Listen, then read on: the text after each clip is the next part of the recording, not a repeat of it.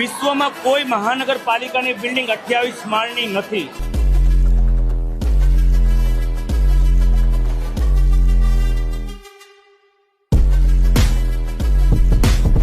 સુરત મહાનગરપાલિકાની બિલ્ડિંગ બનવા જઈ રહી છે. હું તમને વાત કરું, શહેરીજનોની તમામ સર્વિસ સુવિધાઓ એક જ જગ્યાએ મળી શકે. એટલે રોજના શહેરીજનો મુગલીસરા જાય, પછી અઠવાલાઇન્સની કચેરીએ જાય તો એને 400-500 રૂપિયા ખર્ચો થઈ જતો હોય. આ તો એક જ જગ્યાએ એને બધી સુવિધા મળી જવાની છે. કદાચ એશિયામાં આ પહેલી મહાનગરપાલિકા એવી હશે જે વહીવટ પણ બની રહ્યું છે. એ તમામ શહેરીજનો એક જ જગ્યાએ આવી પોતાના બધા કામ પતાવી શકશે.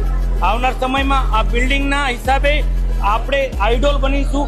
ભારતમાં અત્યારે છેલ્લા વર્ષોની વાત કરું તો આપણે તમામ પેરામીટરમાં ટોપ પર છે. સ્વચ્છતામાં હોય, સ્વચ્છ વાયુ સર્વેક્ષણ હોય, પણ આ બિલ્ડિંગમાં પણ આપણે ગ્રીન બિલ્ડિંગ ની રેવન્યુ જનરેટ થશે. એટલે એમાં જે